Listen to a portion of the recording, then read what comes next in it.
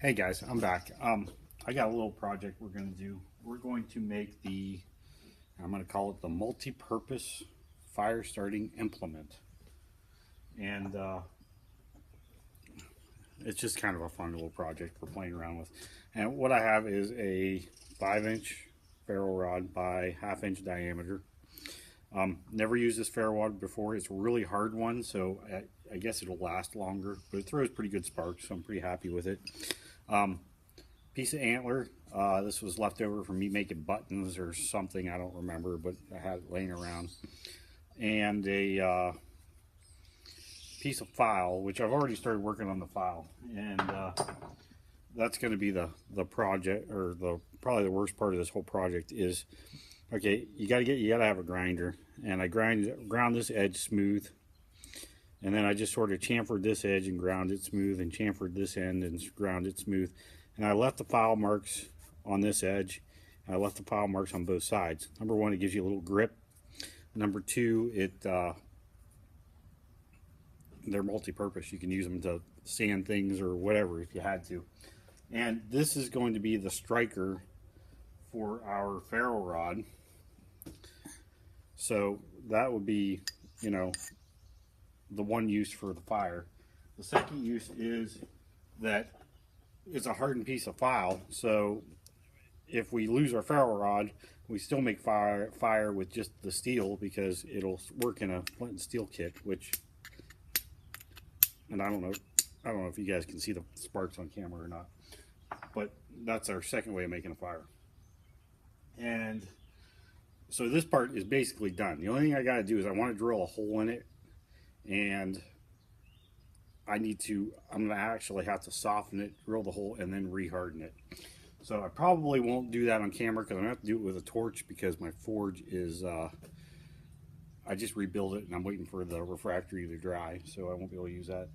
So anyway, so that's the only real work we got to do with the file, is drill the hole and then reharden it. And I won't even temper it. I'll just reharden it and leave it the way it is. I may temper it. I take that back. I will temper it just in case.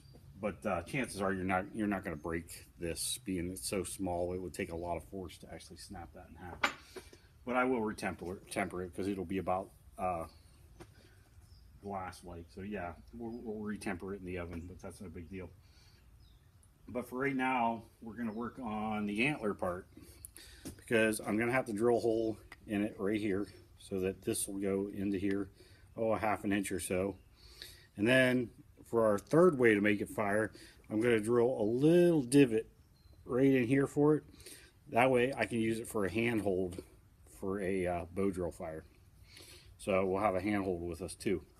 And the other thing that's multi-purpose about it is, I was going to cut these off and shorten them up, and I decided no, I'm leaving them on, because now I've also got a pressure flaker for flint knapping if I need to use it for that. So it's all multi-purpose, and if I decide I don't want to use these, I can always cut them off. It's not that big a deal. So first thing we're going to do is drill this. So I'll have to set the camera up somewhere where you guys can see me do it, and we'll drill it.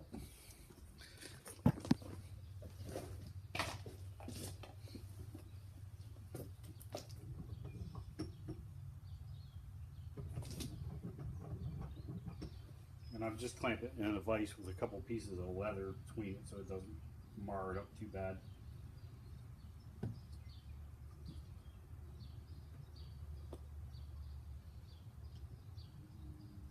to clamp it somewhere where we can get it straight.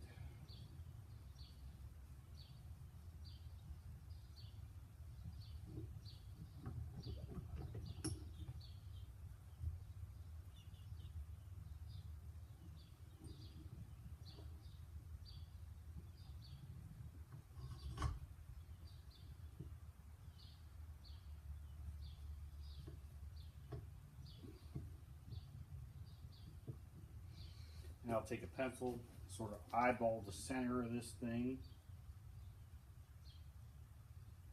like so. I got a little punch here with a little pointy end on it. I'm going to just use it to put a little divot in there. give the drill some place to get started in. Then we will just drill it out.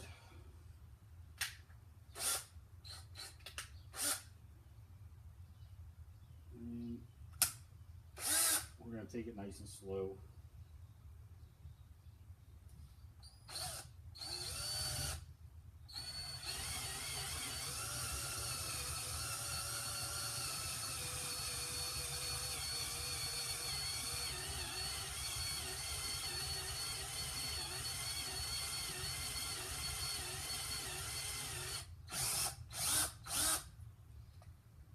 That is plenty deep enough.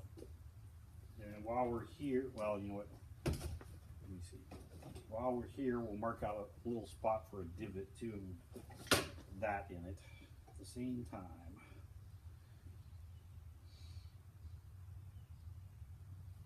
And this doesn't need to be much of a divot, just enough to put the point of the hand drill in there.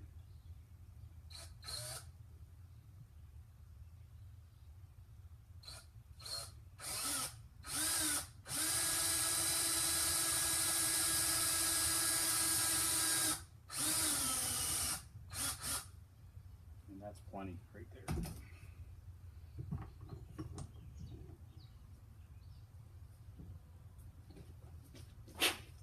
Okay, so we got hole in the end and divot on it for so it'll make a nice socket. And this thing we can always take a knife and make it sharper or whatever we want to do with the divot, but I think that'll be just fine. It'll work okay. Next thing we gotta do is try to fit this ferrule rod in here, and I don't know. Yeah, it's tight. I may go and try to find a drill that's like just a 10 or 15 thousandths bigger and run it in there again. Let me see if I can find something just a hair bigger.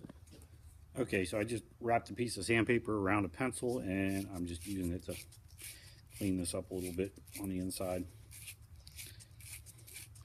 And we'll just do this until it fits. A little slower, but it should work.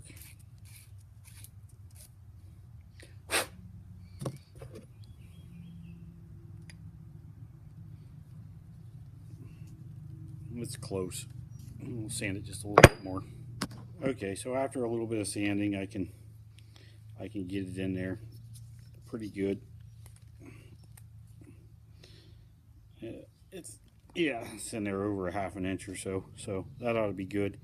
So the next thing we want to do is, and rather than just epoxy it in there, we're going to drill a hole in it down through here and put a pin in it, which I actually need to look that up because I'm not sure what kind of pin I should use. If I use steel, I don't know if it'll make it, you know, like, I don't know if the stuff that's in the ferrule rod will eat the steel or vice versa. I need to look and see. But I'm thinking it's probably going to end up being a little brass pin. There's a little 1/8 inch one, just something to keep it from pulling out. So, you know, let me look online and see if there's a good material to use. I'm pretty sure aluminum would be a bad one, but I don't even know. So let me get back with you on that. Okay, guys. Well, I didn't find anything on what to drill or what to pin these with. So we're going to go ahead and just use a piece of brass. I think we should be pretty safe with that. So since basically the antler's done, we got our divot in here, we got our hole in there. Actually, I might chamfer this edge just a little bit just to take the sharpness off.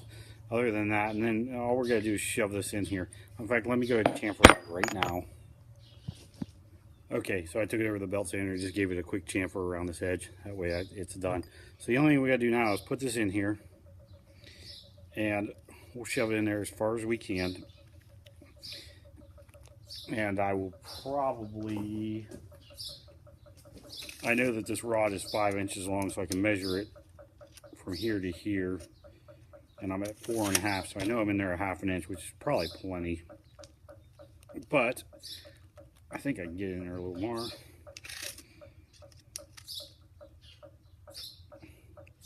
There, I'm in there about 5/8 of an inch now, which and that should be good.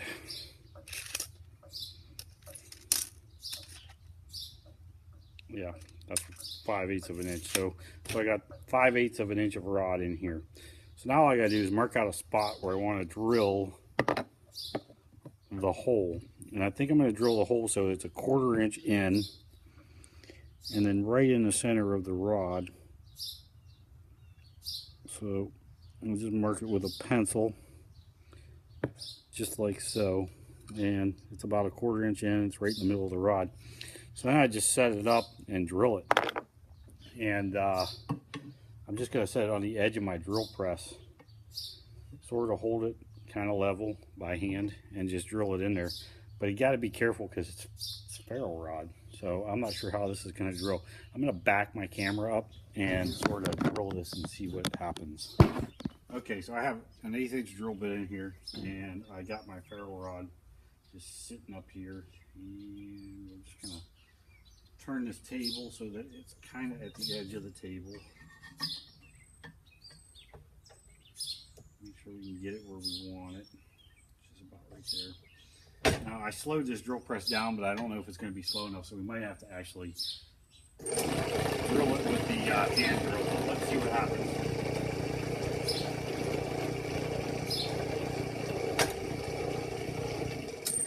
You know what, let me raise this table up just a little bit too.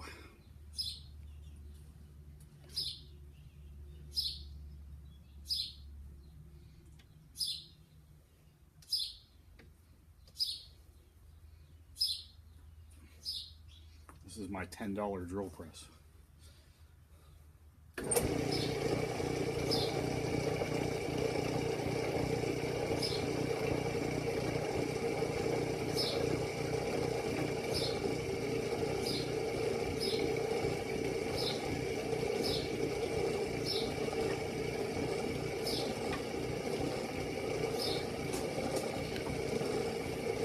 One more thing, I want to put a little divot in here so the drill has some place to start so it doesn't run off.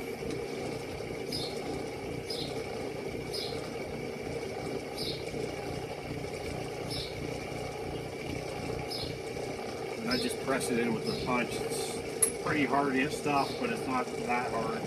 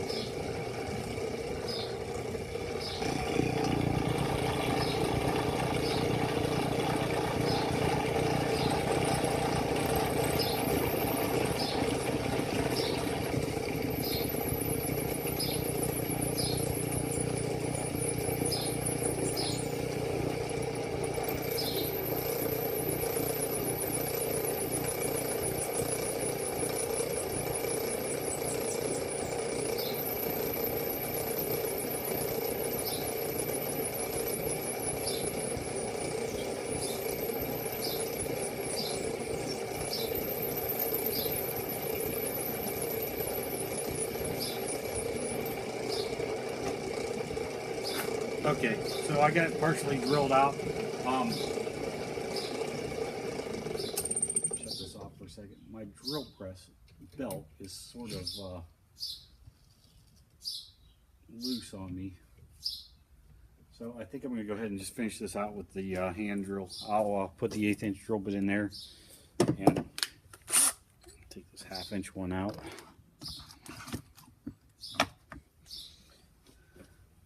Take this out of here.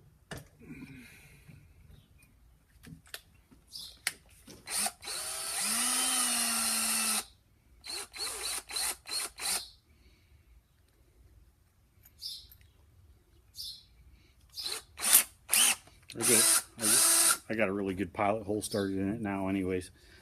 So I'm just going to go ahead and put it back in this hole.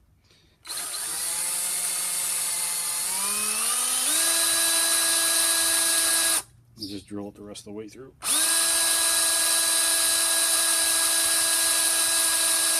I'm not getting any sparks at all. It might be because I'm drilling through this thing and it's not getting enough oxygen here. Oh, there we go. If you keep it slow enough, it doesn't seem to spark.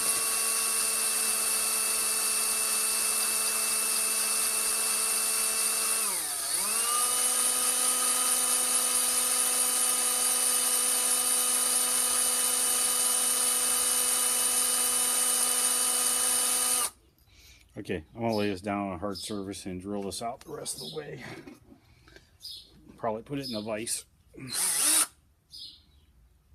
And it doesn't seem to be screwing the tip of this up, so that's a good news too. Okay, I don't know how deep we are, but yeah. Let me put this in a vise, and I don't know. Turn the camera. You can see that? Probably not. Yeah, okay, here's my vise. Put my 2 pieces of leather back in here.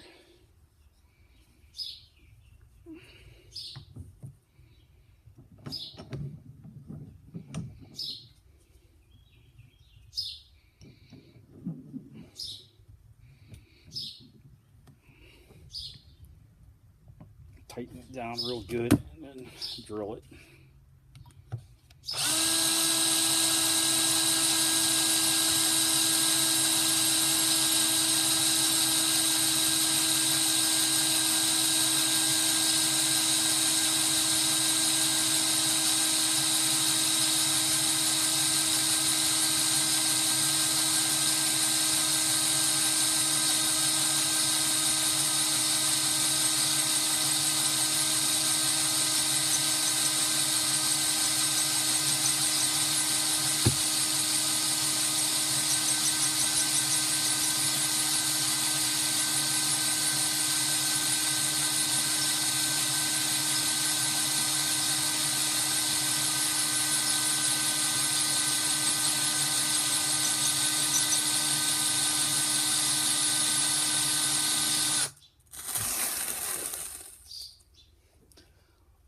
And don't let the chips pile up, apparently.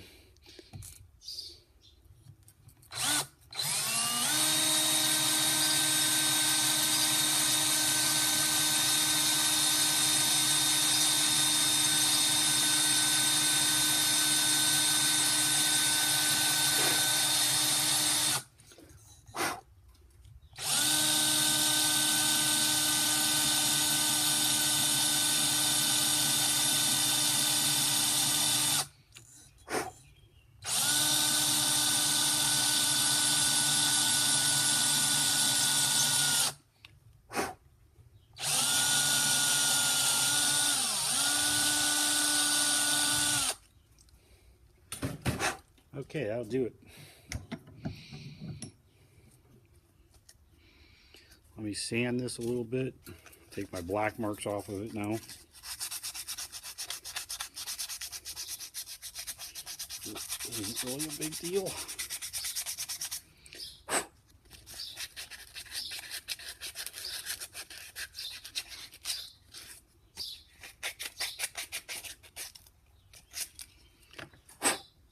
Okay, so here you go. We got it all set up. It's got a hole drilled through it. I have a giant long piece of brass here that we will set up for the inside of this thing. Hopefully it'll go through there. Oh yeah. And we'll leave it stick out,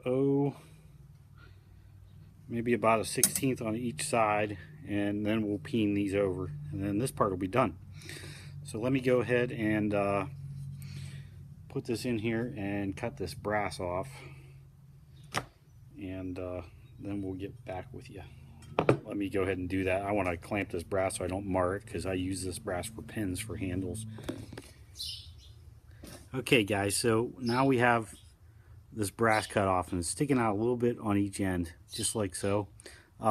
It looks more on the camera than it is. It's only really about a 1/16. So the next thing we're going to do is I'm going to get a ball peen hammer, which I have one.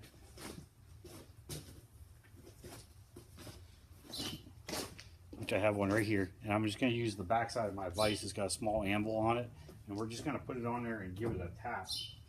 Just tapping, setting it up so the brass pin's sitting on the anvil, and then we're tapping at the top of the other part of the brass pin. Just lightly. And then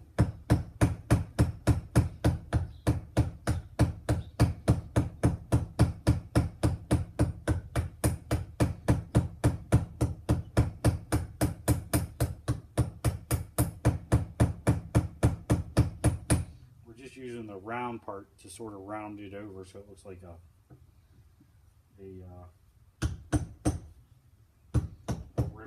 here.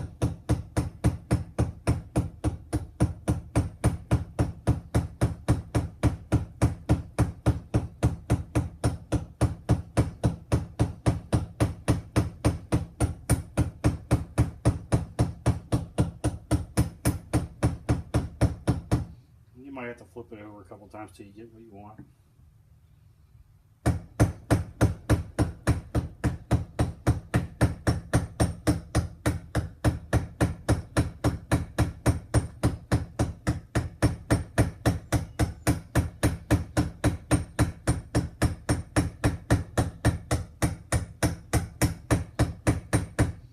This peened over pin is never going to come out.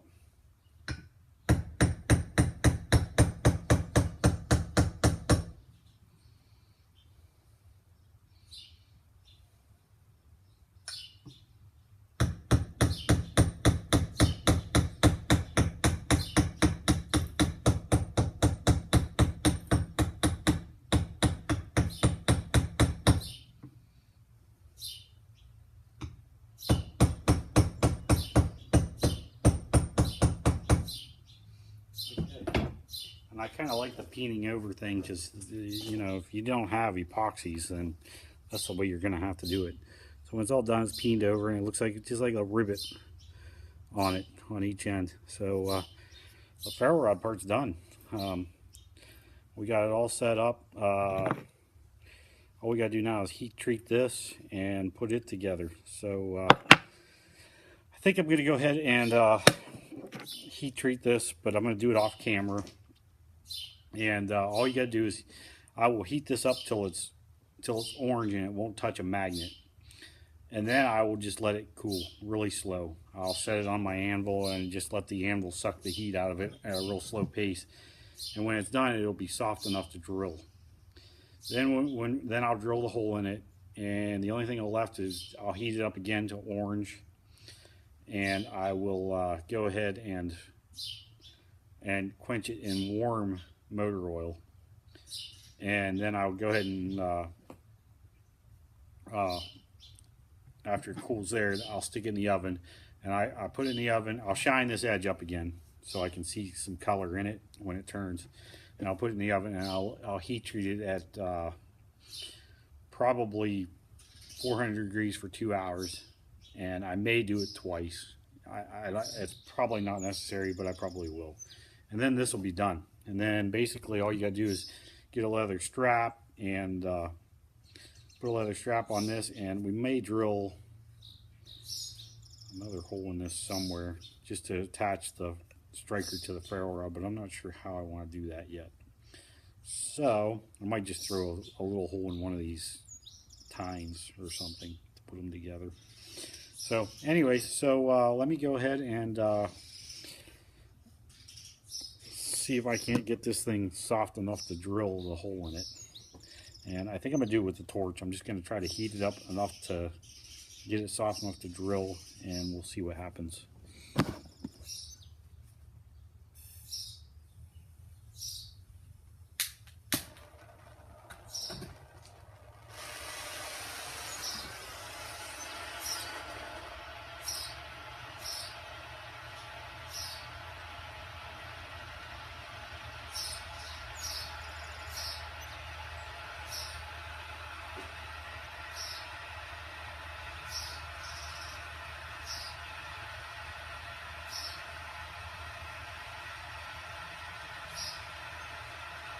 Doing it this way, we might not even have to quench it or anything. This might, we'll see what happens here.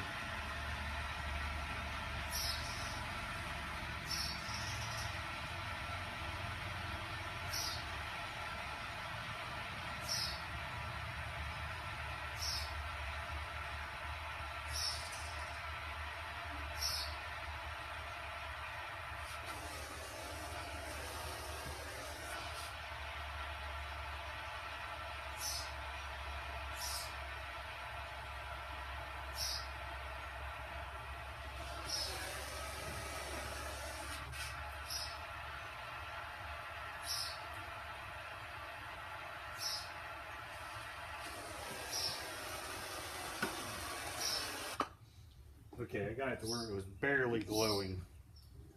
And we're going to try drilling it right there and see what happens. It may not even need to be heat treated. We don't care what it looks like. We just want it to throw sparks. This is probably a big enough drill.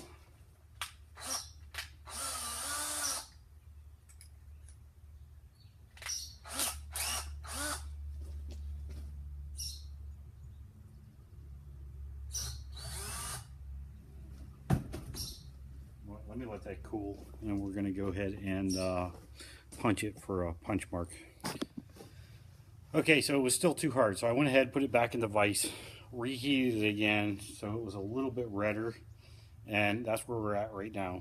I'm letting it cool, and we're going to try drilling it again, and then we're going to check it and see if it does throw sparks. The way I got it set up in the vise, I don't know that, yeah, see the bottom part of that's not even getting hot, so I may not have gotten the rest of that hot enough to really do anything as far as screwing us up with the temper. We might still get good sparks out of it just the way it is. So we'll try it first before we go through the trouble of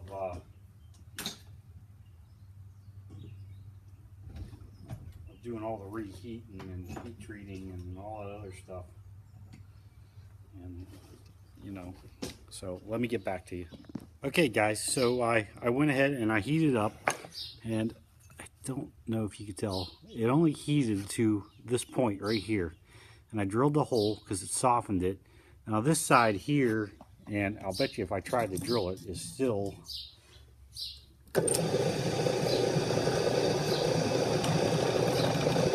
yeah, it's still super hard. So that kind of worked. It didn't really, the heat never really went past where the vise was clamped in at the top. So now we got a good hole here that we can put a leather lanyard or something through to hang it onto our ferro rod. And if you take the piece of flint, which you would be holding it like this anyways with the hole down, and so you're not going to strike this bottom part at all anyways. And if you hit it, you're still getting, this is not the best piece of flint, but you're still getting good sparks. Depends on where you hit it on the flint too. Yeah, see, that's nothing to be shabby about. I could definitely get a fire from that. So so we're going to call that done. There's not going to be any heat treating at all with this or anything. It is going to stay the way it is. So now all we got to do is figure out a way to attach this to this so that they're always together. And I think what I'm going to do is I'm just going to drill a little hole right here and just put a leather lanyard on it. I think I'm going to shut the camera off, take a look at this, and think about it though before I go drilling any holes in anything.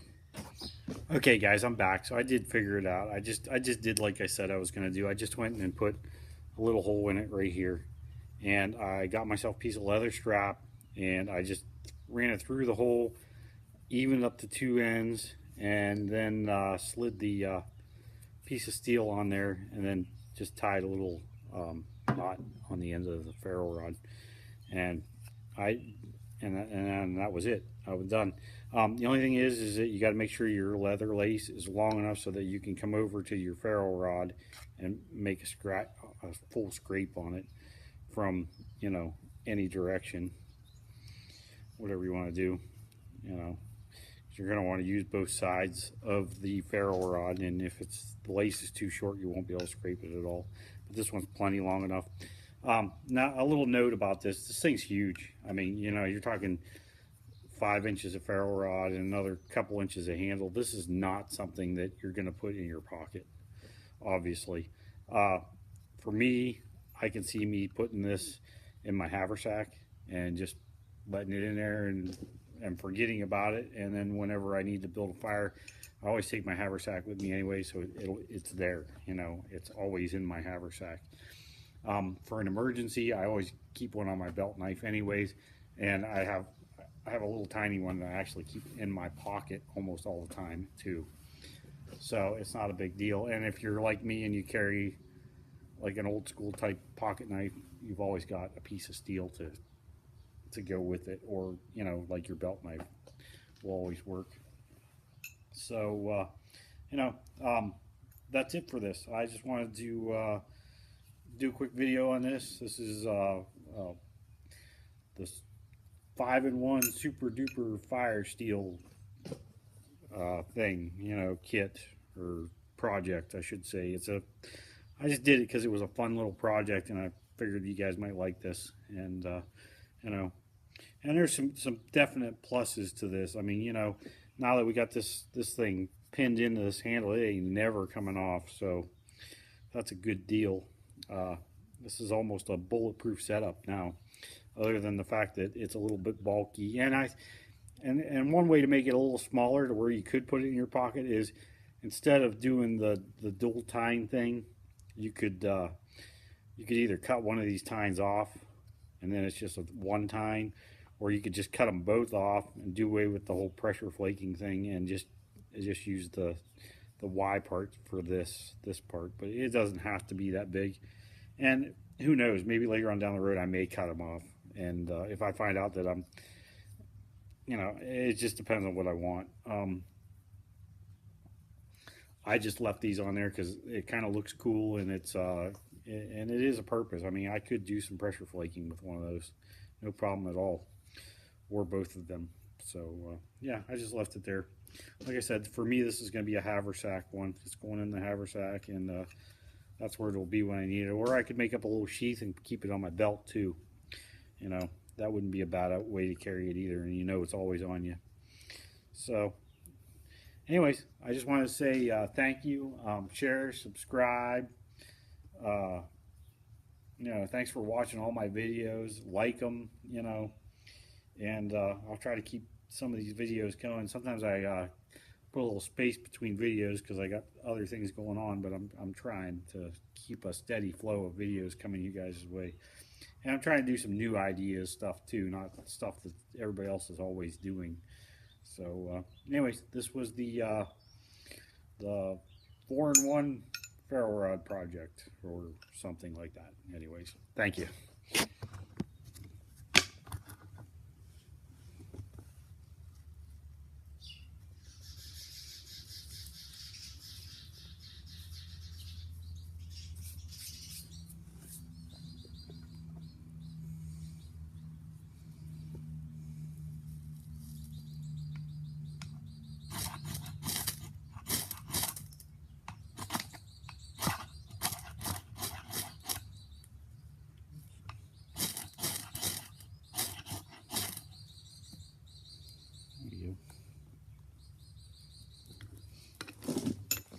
I guess it worked. A little bit of birch bark in there. Once it catches, you are good to go. So there you go. I figured I'd test it. I figured somebody would want me to test it.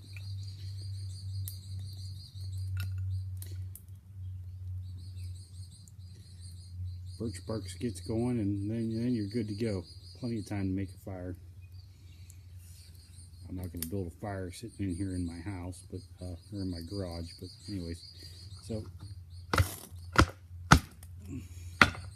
like I said, thanks again for watching.